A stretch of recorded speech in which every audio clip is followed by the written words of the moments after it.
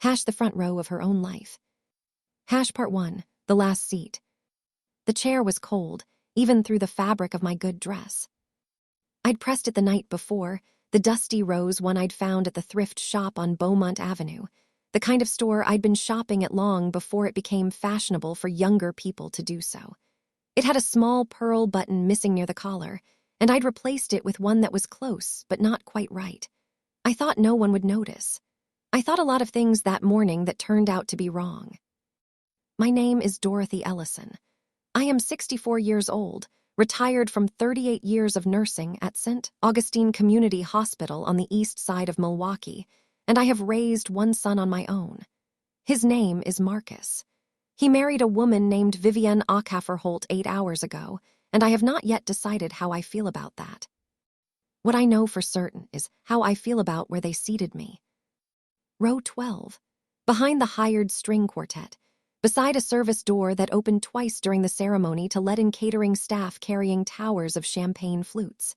Each time the door swung, a gust of cold air from the kitchen corridor found my neck. I did not move. I kept my spine straight and my eyes forward, and I told myself that the burning behind my eyes was from the candles on the altar, not from anything else. The venue was called Hartwell Gardens, which belonged to the Holt family in the way that very wealthy families own things, not as a single property on a deed, but as a legacy that trails behind them like expensive perfume. They had converted a 19th century textile mill into an event space. The exposed brick and iron beams had been softened with draped linen and eucalyptus garlands. The effect was beautiful. I am capable of recognizing that even now. From row 12, I could see the backs of perhaps 200 heads. I could see the photographer's assistant repositioning a reflective panel. I could see, if I craned slightly, the top of Marcus's head near the altar, his hair cut close the way I taught him to keep it since he was 7 years old. What I could not see was his face when he looked at his bride. What I could not see, because I was in row 12, was my son's expression at the single most significant moment of his adult life. That is what row 12 means, not just distance, erasure. I had arrived at Hartwell Gardens at 2:15, 45 minutes before the ceremony. A young woman in a headset had greeted guests at the entrance with a laminated map and an expression of polished warmth. When I gave my name, she ran her finger down a list, paused in a way that told me everything, and then smiled the smile of someone delivering bad news gift-wrapped. "Mrs. Ellison, you're in the Lily section. Row 12, right this way." I followed her past rows of guests in designer suits and silk dresses. I passed the Holt relatives seated in the first 3 rows, the women in matching coral and gold, the men broad-shouldered and confident. I passed business associates, college friends, golf partners of Vivienne's father. I passed the wedding photographer stationed at the end of row 7 with a long lens that probably cost more than my car. And I arrived at row 12. I sat down with the posture I had maintained through 38 years of 12-hour nursing shifts. The posture that says, I belong here. I did not belong there, and everyone in the room knew it. The ceremony lasted 52 minutes. I counted the candles on the nearest candelabra. There were 11. I counted the eucalyptus stems and the garland across the nearest archway. There were 23. I am a nurse. I am trained to focus on what I can measure when everything else feels out of control. I did not cry. Crying would have been a victory for the people who put me in row 12. It was during the exchange of rings, the exact moment I could hear the murmur of the guests and the soft sound of Vivienne's mother weeping 2 rows behind the altar, that the chair beside me shifted. I assumed it was another latecomer being guided to the overflow seating. I did not look up, and then I heard a voice. "You're Dorothy Webb." Not Ellison, my maiden name, the name I hadn't been called in 30 years. I turned. The man who had sat beside me was perhaps 65 or 66, with close-cropped silver hair and the kind of face that age has made more interesting rather than less. He wore a dark navy suit that fit the way expensive things fit, without announcing itself. His eyes were the color of river water in summer, a greenish gray that I had spent considerable effort trying to forget for the better part of 4 decades. "Franklin," I said. His name came out before I could arrange my face into anything sensible. He nodded once, slowly, as though he had been waiting for the recognition to arrive. I wasn't sure you'd know me. You haven't changed that much. You're being kind. I'm not known for it, I said, which made him smile in exactly the way I remembered. He glanced at the front of the room, at the ceremony still unfolding, then back at me. His expression was reading the situation in real time, and he understood it in seconds. Is that your son? He asked quietly. Marcus, yes. A pause, and they put you here. It wasn't a question. I didn't answer it. What he did next was unexpected. He didn't offer sympathy or outrage. He simply reached over and placed his hand over mine where it rested on my knee, very calmly, as though we were old friends who had done this 1,000 times. Let them think we came together, he said. I looked at him. My heart was doing something irregular that I, as a cardiac care nurse, could identify clinically and still not control. Franklin.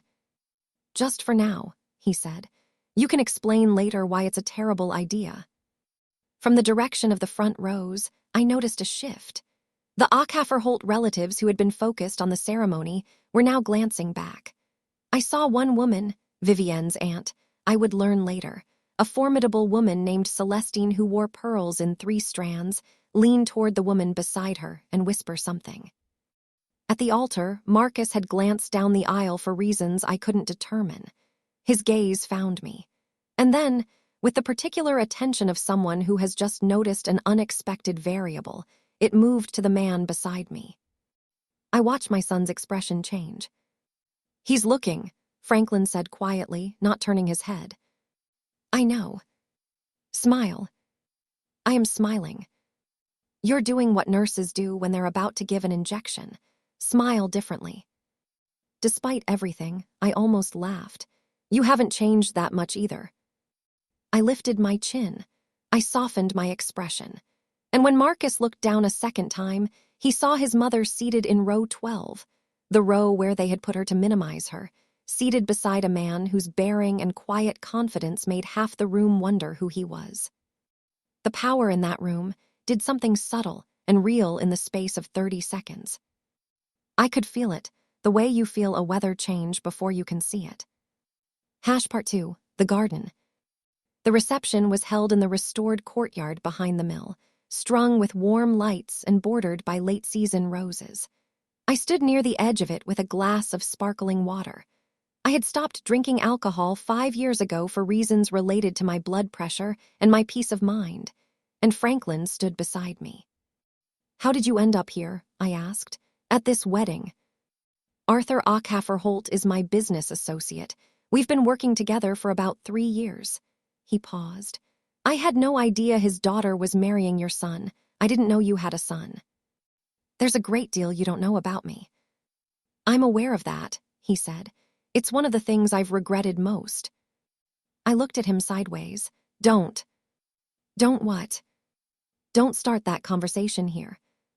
He was quiet for a moment, looking out at the garden. Then, where would you prefer to start it? Before I could answer, footsteps approached, purposeful, heeled, rapid. Vivienne appeared from between 2 tables, her gown's long train hitched over one arm, her expression arranged into something meant to resemble hospitality. She was beautiful in the way that people who have always been beautiful carry it, as an assumption, not a gift. Mrs. Ellison, she smiled. I see you've been meeting people. I hope you're comfortable. She did not look at Franklin. She was calculating him without appearing to. I'm fine, Vivienne, I said. Congratulations, the ceremony was lovely. Thank you. Her eyes moved briefly to Franklin, and I saw the moment she decided to address it directly. I don't think we've met. I'm Vivienne Ackerholt, the bride. Franklin Adami, he said, extending his hand. Arthur's associate, congratulations. A small recalibration crossed her face. Of course, I've heard Dad mention you. Another pause. I didn't realize you knew Dorothy. We go back a long way, Franklin said pleasantly. A very long way. Vivienne looked between us. Something in her composure slipped very briefly before it was recovered. Well, I hope you're both enjoying the evening. She looked at me. We're taking family photos in about 15 minutes, Mrs. Ellison, if you'd like to. I'll be there, I said. She left. Franklin watched her go. She's nervous, he said. She's strategic, I said. There's a difference. Sometimes there isn't. The family photo session was held near the rose arbor. Marcus appeared at my elbow, and for a moment he was the 8-year-old who used to grab my hand crossing the street, instinctive, unthinking. Mom, his voice was low, who is that man? An old friend. How old a friend? Older than you, I said. Marcus looked at me. In his expression, I saw the conflict that had been building for 2 years, ever since he became serious with Vivienne and began, gradually, to recalibrate his world to fit into hers. I had watched it happen the way you watch a tide going out, understanding the process but unable to reverse it. Mom, I want to apologize for the seating. Not here, I said quietly. Mom. Marcus. I turned to face him fully. I am your mother. I am the person who worked nights for 4 years so you could go to college. I am the person who sat with you in the ER when you were 11 and broke your collarbone, and I am the person who taught you that the measure of a man is how he treats the people who can do nothing for him. He swallowed. His jaw was tight. We will talk, I said, but not here and not now and not in front of cameras. I stepped into position for the photograph. And when the camera flashed, I was smiling. Part 3, what was lost? It was Franklin who suggested we leave the reception early. Not flee, that was his word, with the precision he always applied to language, simply depart at a time of our choosing rather than waiting to be forgotten. There's a restaurant near the river, he said. Quietly good, not a place to be seen, just a place to eat well. You still know Milwaukee. I've been based here for the last 6 years. This surprised me enough that I didn't immediately respond. We rode in his car, a dark gray sedan that was newer and better than it announced itself to be, which I found consistent with everything I remembered about him. The River District was quiet on a Saturday evening, the restaurant called Thornfield tucked into a renovated warehouse with low ceilings and warm brick. We were given a corner table. He ordered without looking at the menu, a salmon dish with capers, no onions. He glanced at me. You still don't eat onions, I said. It wasn't a question. Terrible things, he said. How did you remember that? Nurses remember medical information. Allergies, medications, preferences. It's a professional habit. He smiled. Is that what I am? Medical information. I looked down at the menu. Don't flatter yourself. But my hands weren't quite steady. It had been 39 years. I had met Franklin Adami at Milwaukee City College during the first week of my nursing program. He was studying business management. We had been introduced by a mutual friend at a study session, and we had argued immediately about something now long forgotten, some point of philosophy or politics, and I had thought, walking home that night, that is someone I could spend a great deal of time arguing with. We had spent 2 years together. 2 years of arguments and reconciliations, of studying across from each other in the library, of long walks along the lakefront, of the kind of joy that is so consuming you don't recognize it as temporary until it ends. He had been offered a fellowship in London, finance and international development. It was a remarkable opportunity, and I had told him to take it, because you do not tell someone not to take a remarkable opportunity when you are 24 and principled. He had asked me to come with him. I had 3 more years of nursing school. I could not go. We had agreed to letters, calls when possible, which in 1986 meant careful calculation of international telephone rates. The letters had stopped after 4 months. I told myself he had moved on, found someone in London, found his real life. I was a nursing student from the east side of Milwaukee with a single mother and 2 younger siblings and no money for transatlantic flights. He was building something large and consequential. The arithmetic was simple. I married Robert Ellison in 1989. Robert was a good man, quiet and steady and reliable, a high school history teacher who loved crossword puzzles and made excellent soup and died of a cardiac event in 2015. I have never stopped missing him, but I have also never pretended to myself that what Robert and I had was the same thing I had lost when Franklin's letters stopped coming. Across the table now, Franklin set down his water glass. "The letters," he said, as though he had been waiting for the right moment. "I want you to know what happened to them." I looked at him. "I sent them for 8 months," he said. "Every week for the first 3 months, then every 2 weeks. Your address in Milwaukee, the house you shared with your mother on Cardwell Street." I had lived at 14 Cardwell Street until I graduated and moved into nursing accommodation. "I received 1 letter," I said. "In the first month, then nothing." The silence between us expanded. "My mother," I said slowly. He nodded, his expression confirming something I was only beginning to understand. "I suspected. When I came back to Milwaukee, the spring of 1988, I went to Cardwell Street. Your mother answered the door. She told me you had moved to Chicago for your nursing work, that you had someone new. She was very gracious about it." My mother had been many things. Gracious was not among the first words I would have chosen. She had been a woman shaped by difficult years and a deep conviction that practical was always better than passionate, that security was more reliable than love. She had also intercepted my mail. I had suspected this at various points in my life without ever being able to prove it.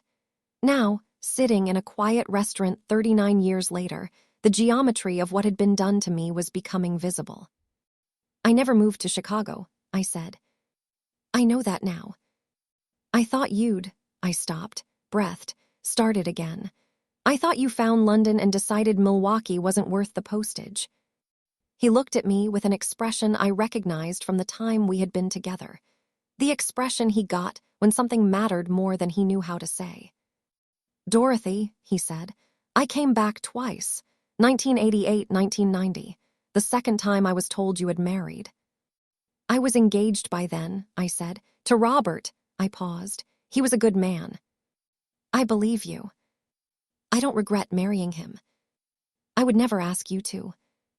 Another silence. The food arrived, the salmon for him, a mushroom risotto for me. We ate for a while without speaking, which felt surprisingly comfortable, the way old things feel when they've been weathered enough. "After you didn't come back," I said eventually, "I learned to be practical. My mother was very clear that impractical people ended up alone, so I was practical. I finished my degree, I started working, I was practical about Robert, and I was practical about Marcus, and I was practical about—" I set down my fork. "I was practical about everything, and I became a person who sat in row 12 and didn't cry." Franklin was quiet for a moment. "You're the least actually practical person I've ever known," he said finally. "You argued with me about Flannery O'Connor for 45 minutes the first time we met. Practical people don't do that." I was young. "You were yourself," he said. "You still are. I could see it in row 12, the way you were sitting, the way you refused to look small." I looked at him. "You didn't rescue me tonight," I said. It was important that he understood this. Whatever you did by sitting beside me, I wasn't waiting to be rescued. "I know," he said. "I didn't rescue you, I just sat down." "There's a difference." "There's a significant difference," he agreed. The restaurant hummed softly around us. I ate my risotto. He finished his salmon. And when the dessert menu arrived, we both looked at it and then at each other and ordered the chocolate tart because some things are consistent across 39 years. Part 4, the morning visit. 3 days passed. I graded papers. I had been teaching adult literacy part-time since retiring from nursing, a volunteer position that had expanded into something more structured. I watered my plants. I read. I slept better than I had in months, which I found difficult to explain, except that something had shifted in the architecture of how I understood my own life. On Wednesday morning, the doorbell rang at 10:15. I was not expecting company. The woman on my front step wore a camel-colored coat and shoes that cost more than my monthly grocery bill. Her hair was precisely arranged. She was perhaps 60, carrying herself with the ease of someone who had never had to second-guess a room she walked into. Patricia Holt, Vivienne's mother. Mrs. Ellison, I hope I'm not disturbing you. Her eyes took a very quick inventory of my house and front garden. May I come in? I stepped back and let her in. She sat in my living room armchair, the one I'd reupholstered twice, and accepted tea with the expression of someone completing a diplomatic formality. The room was full of books and a framed drawing Marcus had done when he was 9 and nursing textbooks. I'd never returned to the library and photographs of Robert at various stages of his life. She looked at all of it without appearing to. I'll be direct, she said, once the tea was in her hands. Please do. She reached into her bag and produced an envelope. She set it on the coffee table between us. There's a check in there for $40,000. I want to be clear that it comes with no conditions except one.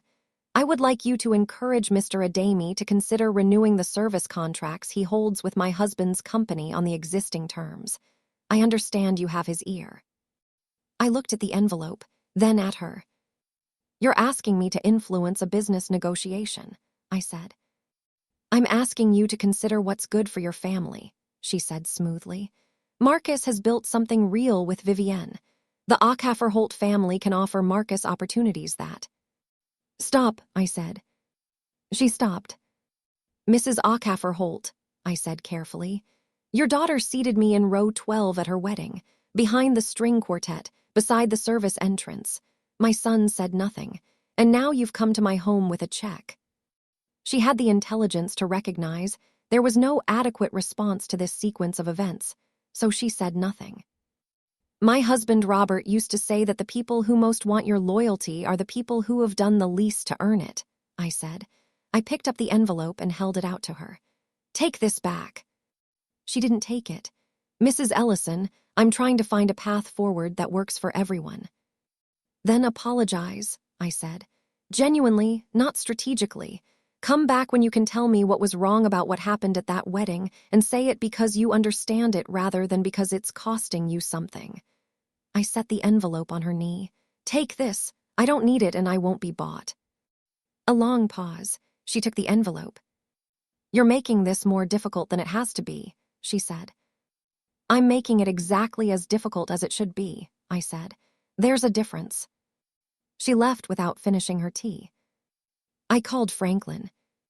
He answered immediately, which I was beginning to understand was characteristic of him. Not that he had no demands on his time, but that when he said he would be available, he was. Patricia Holt came by, I said. I expected she might. She brought a check, $40,000. What did you do with it? Gave it back. Good, he said, without a trace of surprise. Come to my office this afternoon. I'd like you to meet someone. Part 5, the terms. Franklin's office was on the 16th floor of a building on the east bank of the Milwaukee River. The lobby was glass and pale wood, and populated by people moving with the confidence of those who work inside institutions that function as intended. He met me at the elevator. His attorney, a woman named Josephine Carr, was waiting in a conference room with a view of the river that would have been distracting in any other circumstance. Josephine was perhaps 50, with short natural hair and reading glasses on a chain around her neck, and she shook my hand with the efficiency of someone who respects time as a limited resource. I've reviewed the contracts the Holt Group holds through Adami Consulting, she said, opening a folder. There are 3 relevant service arrangements. Mr. Adami holds complete discretion over their renewal. She walked me through the details in language that was clear without being condescending. The Holt family's real estate investment firm relied on 2 of the 3 contracts for a significant portion of their administrative infrastructure. Losing them would be painful, but not fatal. Losing all 3 and being required to rebuild those functions would take 18 months and cost them substantially. What are you suggesting? I asked. Josephine glanced at Franklin, who nodded for her to continue. We're not suggesting anything punitive, she said. What we're proposing is this. The contracts renew, but with a new clause attached. a public statement from the Holt family, signed by both Arthur and Patricia and Vivienne, acknowledging that Dorothy Ellison was treated disrespectfully at the wedding of her son and making a commitment to a set of specific remedial actions. She slid a document across the table. I read it slowly. The remedial actions were as follows: a written and public apology to me, posted on the Holt Group's corporate website and in 2 Milwaukee publications. A donation of $25,000 to the St. Augustine Hospital Nursing Scholarship Fund, the hospital where I had worked for 38 years.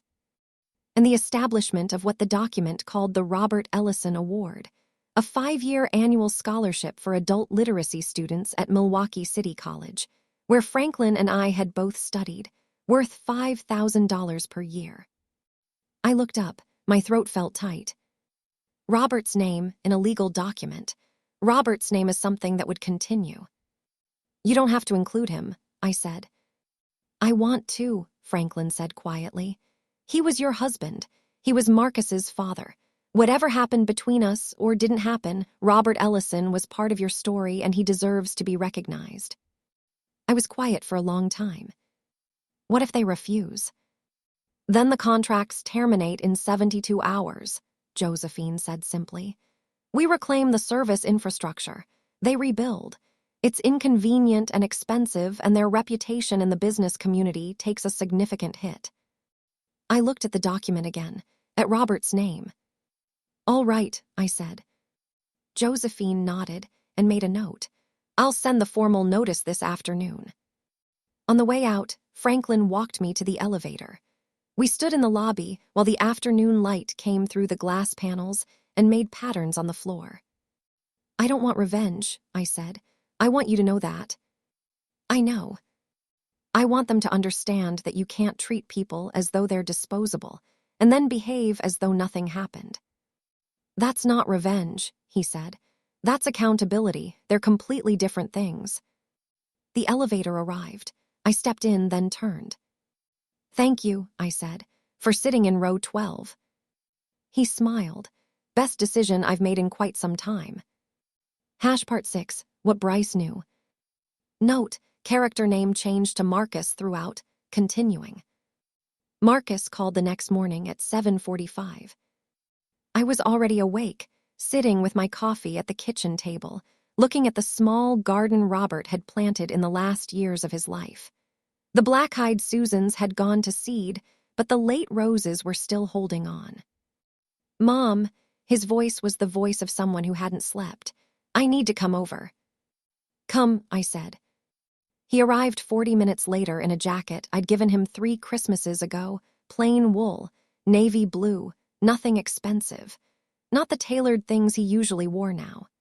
He sat across from me at the kitchen table with both hands wrapped around a mug of tea, and he looked like he was 30 again, before Vivienne, before the corner office, before he'd started to forget what the East Side looked like.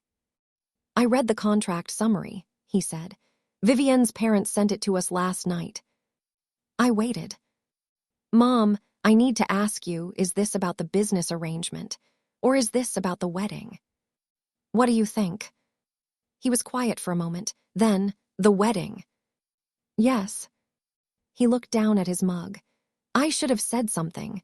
When Vivienne made the comment about appearances, about the family's reputation, I should have spoken up.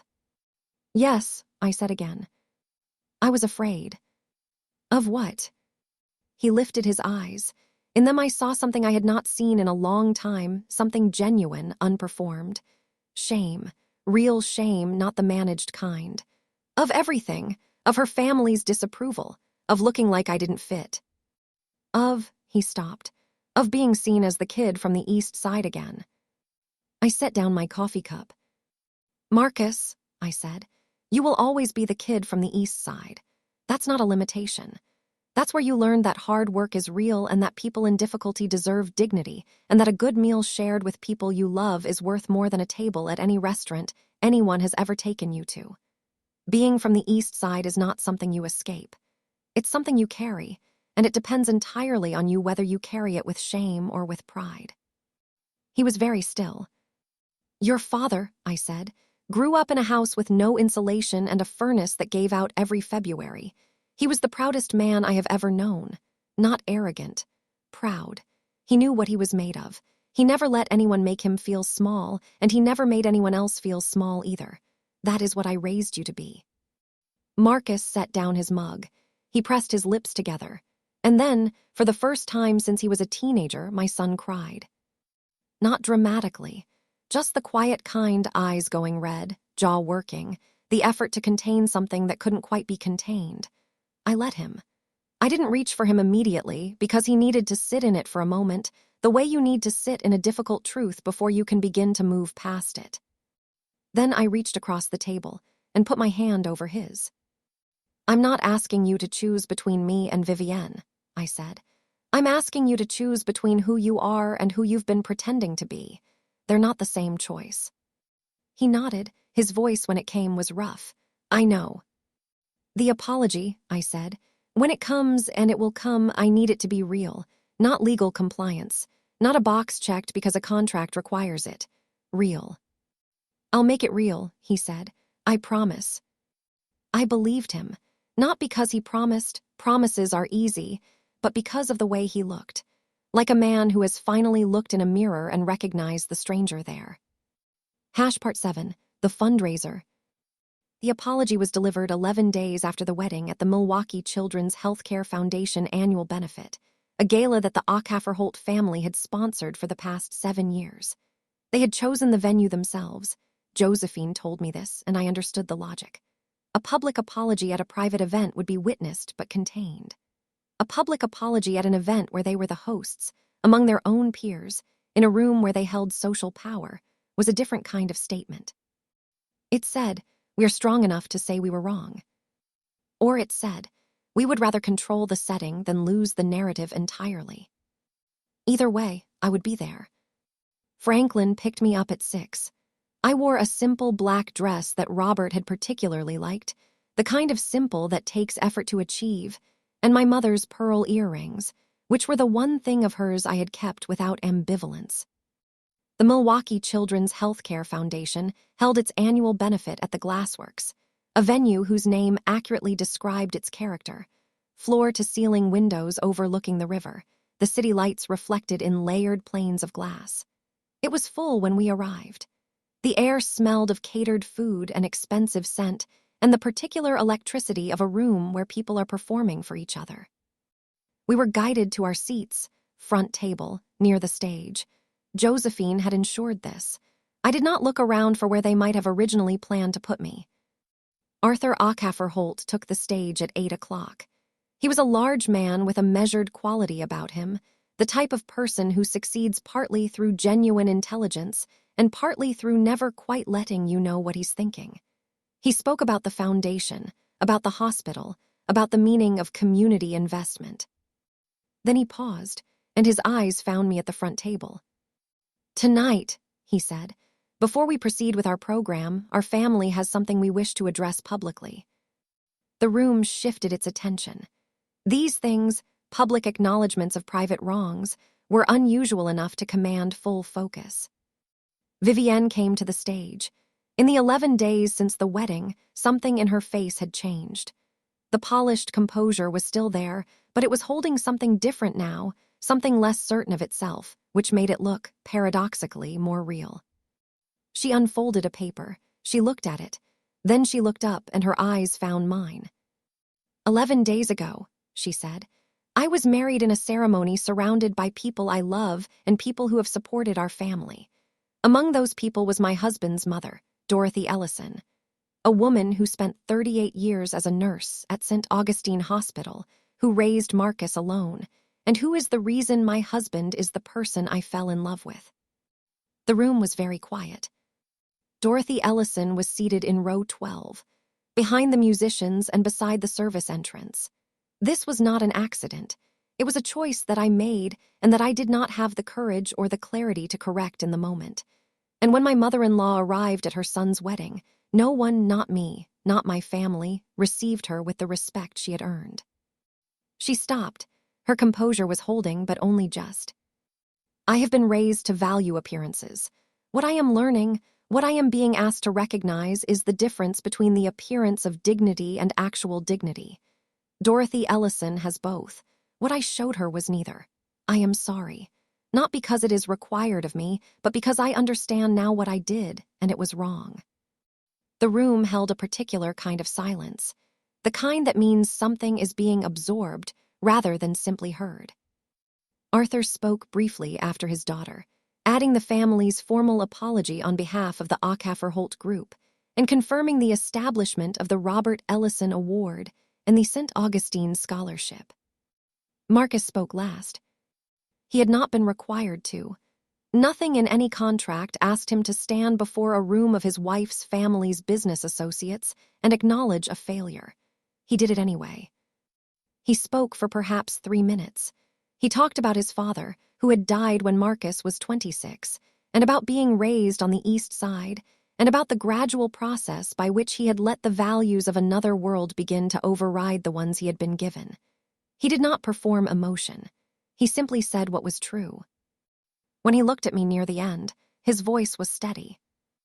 My mother taught me that how you treat people is who you are, not who you say you are, who you are. It took me too long to remember that. I'm sorry, Mom, and I'm going to do better. I stood. I walked to the stage. The audience shifted.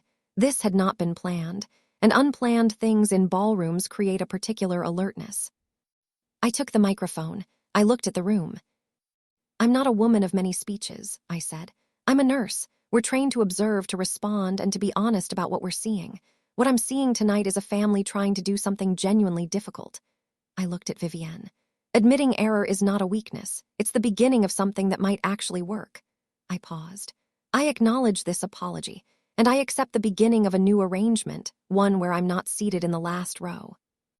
Light applause, then fuller applause. I walked back to my table. Franklin was on his feet. He said nothing. He didn't need to. Part 8, what comes next? The Harold Carter Memorial Scholarship. I mean, the Robert Ellison Award disbursed its first grant 4 weeks later. Josephine sent me the confirmation with a note in her direct, efficient handwriting. First recipient is a 47-year-old woman returning to education after 20 years. She studied nursing. Thought you'd want to know. I read it twice. Then I folded it into the notebook where I kept Robert's letters.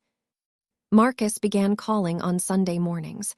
Not the obligation calls, those had always come on Wednesday evenings, carefully timed, carefully brief.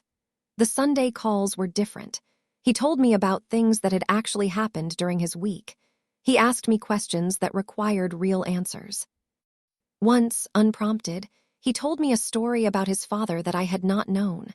Something Robert had told him when Marcus was a teenager, about the importance of finding work that leaves you feeling that you've added something to the world rather than simply taken from it. He said that to you, I said. When I was 15, Marcus said. I've been thinking about it a lot lately. He said something similar to me once, I said. The year we got married. We talked for another 40 minutes. It was, I realized afterward, the longest conversation Marcus and I had had in perhaps 8 years. Vivienne asked to meet me for coffee on a Tuesday in November. I said yes. We met at a small place near my neighborhood, not one of the downtown establishments where she was usually seen. She ordered a flat white and didn't check her phone once during the hour we sat together. She asked me about nursing, about what it had been like, particularly the early years, the East Side Hospital in the 1980s when resources were scarce and the community's needs were enormous. She listened in a way that suggested she was genuinely trying to understand something she hadn't considered before. Before she left, she said, I don't expect you to like me quickly. I don't think I've given you reason to yet, but I want to give you reason to. That's all I've ever wanted, I said. I did not tell her I liked her. It would have been premature and she would have known it. But I shook her hand when she left and meant it, and I think she understood the difference. Part 9, the lake in October. Franklin asked me in late October if I would come with him to visit a project he was working on in the Door County Peninsula, 3 hours north of Milwaukee. He was working with a nonprofit on a community education center. I said yes before I'd properly thought about it, and then spent an evening thinking about what that meant, and concluded that it meant I was willing to find out. We drove up on a Saturday morning, the October countryside unrolling around us, fields gone gold and rust, the tree lines lit with color, the sky that particular shade of blue you only get in the upper Midwest in autumn. We talked for most of the 3 hours, which did not feel like 3 hours. The project was housed in a former orchard building on the edge of Lake Michigan. It was still under renovation, but the bones of it were clear. Big windows, community gathering space, a reading room that Franklin was planning to name after someone whose name I didn't yet know. "I want to call it the Dorothy Webb Reading Room," he said. I turned to look at him. "You said you stopped going by Webb when you married," he said. "But that was the name you had when you were a nursing student arguing about Flannery O'Connor. I think she deserves a room." I stood at the big window looking out at the lake, which was gray and enormous and beautiful. "That's too much," I said. "Is it?" "Franklin." "Dorothy." I turned around. He was standing in the middle of the empty room with his hands in his pockets, looking at me with the expression I had been cataloging and recataloguing for weeks now, the one that was somewhere between certainty and patience. "I'm not interested in recovering the past," I said. "I want to be clear about that. The past is finished. Robert is gone. Your letters never arrived. We were 24 years old and we've both lived whole lives since then." "Agreed," he said. "I'm interested in what's actually possible from here," I said, "which I don't know yet, and I'd rather not pretend to know." "Also agreed."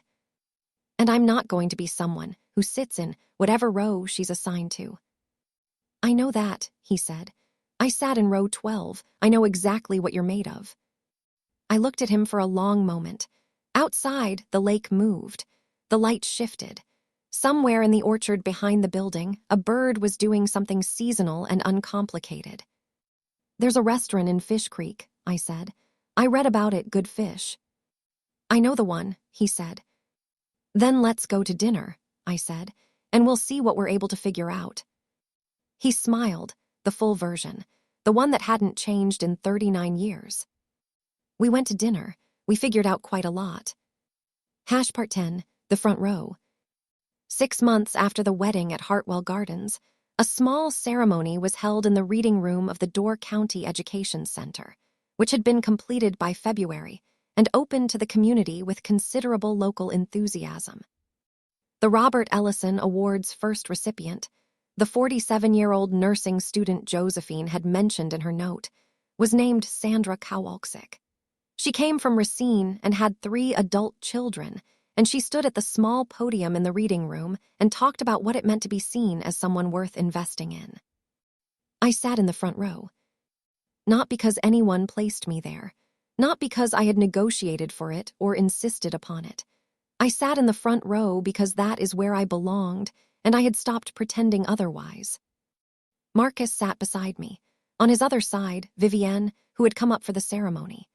They were still new at being married, still learning each other, still negotiating the difficult and important question of who they would be together. I had decided to let them do that without commentary. My job now was to be available, genuinely available, when Marcus needed to talk, and to trust that the work of the last 6 months had planted something that would continue to grow. Patricia Acafferholt had sent a card when the education center opened. A tasteful card, handwritten, brief. "I hope we can start again." Patricia, I had not responded yet.